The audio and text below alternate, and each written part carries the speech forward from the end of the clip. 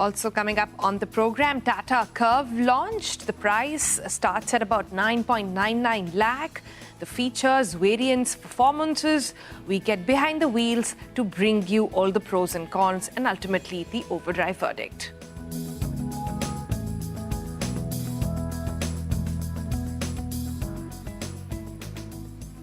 So here's a little wake-up call for all of you who's still facing some blues this Monday morning, and it's coming straight from our medicine cabinet.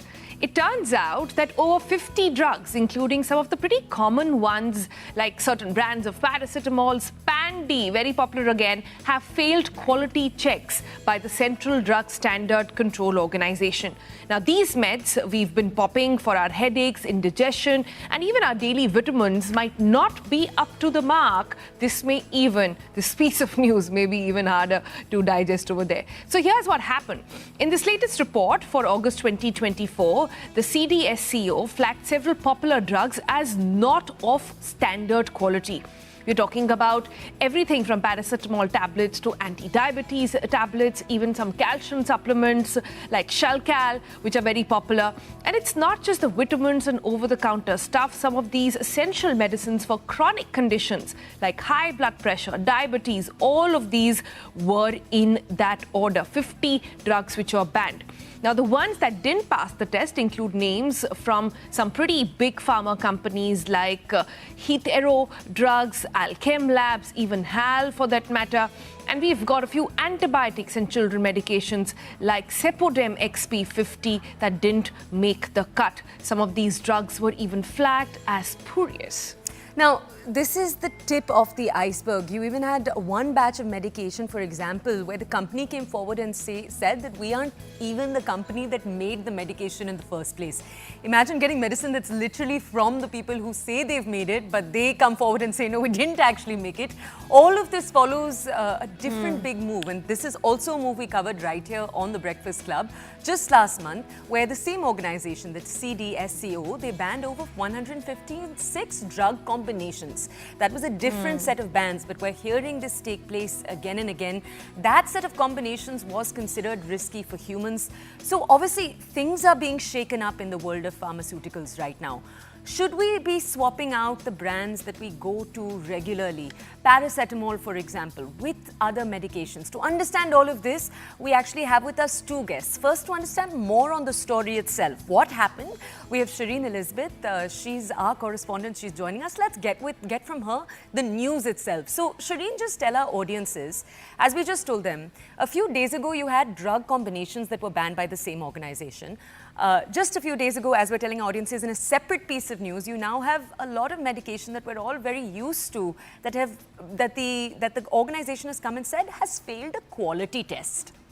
So tell us, A, what is the quality test? Is it a randomized quality test of just a few samples? How big a deal should our audiences make of this? Give us the lowdown first. Well, first of all, I want to tell our viewers that this is not something that they should be panicked about, because when we talk about these quality checks, this is not something that is being done, usually if you take the entire quality check of last year, it is an annual thing. But this time, the drug regulators in India decided that they are going to make it a monthly thing. So they are going to take samples from each of the popular brands, and they are going to look into how much are they, in the quality test, how much are they passing it through. Now, what has become, in fact, a problem, like you asked, Toya, what is really the category in which the quality tests are, in fact, done? There are three categories. One is that if the tablet itself is fake or spurious. Is it completely fake? Second is the poor quality, whether the active ingredients in the medicine is not there. This is not going to harm the patient, not going to harm someone who's going to consume the medicine, but it is going to not really going to affect them or, going to help them for which the medicine they are consuming for. Third is that adulterated medicine. Now, this is the most dangerous one because there is a lot of mixing of active ingredients that could actually harm the patients, the person who is consuming it. So these are the three categories in which the drug regulators are checking these medicines. Now, why I said there is nothing at the moment nothing to be panicked about is that it is not that the entire paracetamol or the entire vitamin D medicines are spurious or are adulterated. It is perhaps, only one batch of these medicines that has in fact not matched the quality check. So this is nothing that should be panicked about, but it is a good thing because these tests are always in India have been done on an annual basis. This is being done on a monthly basis. This is going to, of course, put a lot of pressure on the manufacturers as well. They are going to be very careful as to how they are, manufacturing their medicines. So this is being done to ensure that these medicines are passing the quality check on a monthly basis and are not really affecting the patients who are consuming it, because we have been hearing a lot of adulterated medicine, fake medicines doing the round. So this is only going to benefit people. This doesn't mean that you should stop consuming the medicines altogether. Maybe completely avoid over-the-counter medicines. But if you're being prescribed by a doctor, go ahead, buy these medicines. But don't do an over-the-counter. Just go to any of the pharmacy and randomly buy these medicines. Will not be a good idea at the moment. Right. Sharon, that's a good clarification over there. So the question then is that if the medicine is faulty or the quality standard is not up to the mark, why is the medicine being manned and not the medicine manufacturer being fined? Because ultimately that is where the medicines are actually coming from. Is there going to be implication on these pharma companies who manufacture these things? And the other thing I wanted to know about, they keep talking about this water test that has been failed. Could you tell us more about what that means? No, Sonal, two things, like I earlier mentioned, that the category in which the quality test is done. One is that whether there is a poor quality medicine and whether it is a spurious medicine. So when it comes to spurious medicine, you cannot directly, you cannot directly blame the manufacturing company. For example, Shell Cal medicine from a specific brand, you cannot really criticize them because it's a fake medicines that is doing the round in the market. There is third person who is making it up. But the second category, that is the poor quality. If the medicine is found to be poor quality, then of course you can blame that manufacturing company. And the dissolution, the dissolving thing that you mentioned is about how there are certain medicines, because of missing of the active ingredients, it doesn't dissolve in water. It does not dissolve in the patient's body when the patient consumes it. That is going to further harm the patient's body. And that is why it becomes very important that the quality of medicine that we take in is of the best quality. And that is the poor quality category is where you can blame the manufacturers, but not the spurious or fake tablets that are doing the round. The manufacturers may not be aware that there are third person or a manufacturing unit that is actually making such fake medicine. So you cannot really blame the manufacturing unit. But if it is a poor quality, if the active ingredients are missing, if the medicine is not being dissolved in the water, it is not going to dissolve in the patient's body as well, that is something that you can directly blame the manufacturing company. And that is exactly what the drug regulators are also doing. They are categorizing it and are also sending notices to such manufacturing unit. But at the same time, I want to reiterate that these are monthly checkups, monthly quality check that is being done, not something that we should be panicked at the moment, but make sure that we should not go and just randomly buy medicines over the counter. Okay. All right. Sharon, we leave it there for the moment. Thanks so much for joining us. So the issue is pretty clear. It is not about bad medication. It is actually a lot to do with fake medication out there as well in the market and brand names being misused, which seems to be the problem, along with other things. So clearly, quality checks, where you buy it from, also becomes very important, not just what medication you're buying. Let's take that forward with our guest now. Dr. Manoj Kumar is with us. He's the Principal Director of Cardiac Sciences at Max Hospital, and he'll help us understand this in a little bit more detail. Good morning, Doctor. Thank you so much for joining us. I just want to start by understanding your first reaction to what the drug regulator has done. And like we were talking about, it's not a new thing. It is now likely to happen every month. It's very alarming that 53 drugs has been put in the list by CDSCO in NSQ, not of standard quality. And unfortunately, the very important drugs, which is used very frequently. It is a household medications people use to treat fever and for the supplements of calcium. So it is really very, very alarming situation. But the problem is that if the paracetamol-like drug, which is sold OTC, over the counter, if it is under this list, it is a really problem for the patients and doctors both. Since it is a randomized sample which was collected by the state officer from the pharmacy, may be possible that the some of the brands and some of the batch number is of non-standard, not of standard quality, but other products can be of a good quality. So we should wait for the further research or further investigation. And if you have consumed these medications without knowing the efficacy of these drugs, Right, you can actually go and check the batch number of your medication. The list is out online, you can verify it. Let's just go to Dr. Manoj with another question here. Dr. Manoj, are patients coming forward with complaints in the last few days, asking you what happens if they've taken a medication, for example, on this list? even most of the patients complains that they have fever, they took 3 tablets of paracetamol and there is no decrease in the fever. So whether we should switch over to some non-pharmacological management of fever? Not possible. There are something which can be done, like you can put a weight cloth on forehead, we can give a cold sponging, but some antipyretic or fever reducing agent is required. If the people has consumed a low quality of the medications like calcium supplements, like antacids medication, they must have felt that it was ineffective. Their disease can progress, and if something persistent acidity persists for a long time, it can produce ulcer, it can produce gastritis or erosion of your mucosa of the stomach. So this is very important that we should understand the impact of these poor quality drugs in our pharmacy. All right. Dr. Kumar, then, in this list of 50 plus drugs that have been banned now, several of them are high blood pressure medicines. Some of them are diabetes medicines as well, something that has to be consumed daily. So what would you advise to patients who might be on a regular inflow or, could be on these drugs on a daily basis? What should they be doing immediately?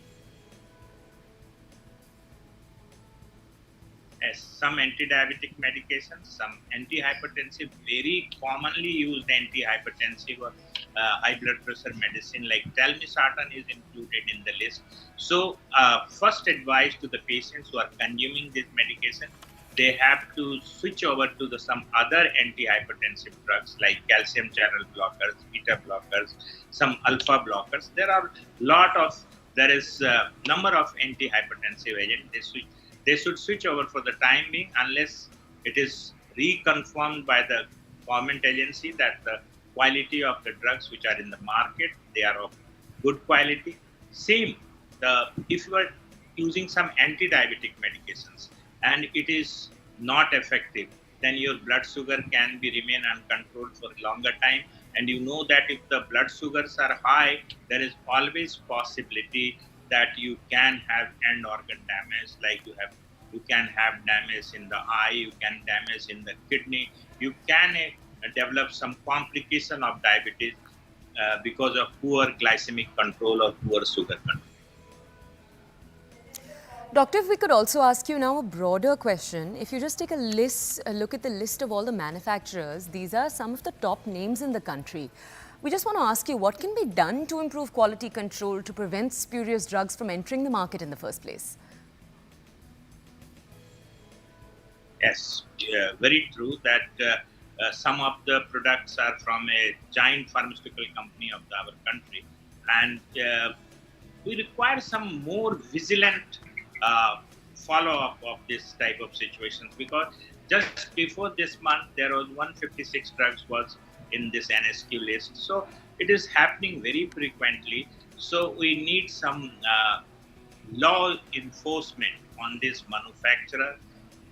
The disturbance or the things can happen at any steps, at the manufacturer level, at the distribution level, at the local pharmacy level.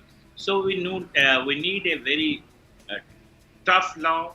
We need a really implementation of law and forcing them that this thing should not happen, because you are playing with the life of 140 crore of the Indian population. So then, Dr. Sharma, what is the approach then? With these reports coming out quite regularly, how should doctors and even pharmacists adjust their approach to prescribing these medications? You can tell the patients to not buy them, that's one. You can ask pharmacists not to stock them, that's the other. But if you're regularly on them and these were to happen these checks were to come in place more regularly, what filters will doctors put now? We have stopped these medications which have come in the list, and we have going for some alternatives, like if pantoprazole is not effective or not of standard quality, we are taking this other alternatives for the gastric medicine like omeprazole, ranitidine. Same. Many patients came after this report. Many patients came and they raise a concern that we are on telmisartan, and since many of the salts are not of the standard given on the prescription, standard given on the formulation, because every time you should be very cautious when you are buying a tablets from any pharmacy. You see the QR code, because QR code, if you scan, you will get all the information regarding manufacturer, quantity of the drug. So QR code, most of the strips now contains. So we educate the patients that they should look for the QR code. And we are just, for time being, we are not prescribing the medications which are in the list of CDSCO, non-standard quality, NSQ, not of standard quality drugs list. Drugs are not being prescribed for last 1 week since the report was published. Okay, Doctor, you've kind of touched on this next question then in this answer, but we do want to ask you, in terms of concrete takeaways for audiences who are watching the show right now, what should our audiences do to ensure that they are receiving safe, effective medication? Patients, they should buy all these medications from a reliable outlet. They should ask for the bills for all the drugs which he has purchased from the pharmacy. Second, please scan the QR code and see what is the authenticity of this strip, because many of the manufacturer has told that this batch is spurious, that is not made by them. So it is very difficult to say right now. And I think more frequent sampling is required to prevent this. Right, more frequent sampling, that's clearly going to be on the cards as well. Dr. Sharma, before we let you go, any parting comments to patients? Like we've been saying on the program, doesn't mean you should get wary of drugs at all, doesn't mean you should stop taking drugs at all. What this means is that you need to be more careful and have more frequent conversations with your doctors. My message to the patients, and on this World Heart Day also, I will say that all these medicines are life-saving, some of the life-saving medications. And if you see the complete list, there are some life-saving drugs like adrenaline is also in this list. So it is very unfortunate in our country that this is happening. But don't get panic. You just switch over to some other drugs, go for a good pharmacy, and whenever you buy a product, please take a bill, and please, before switching to any other alternatives, please meet your doctor and ask for the alternative which can be given for these medications. Okay.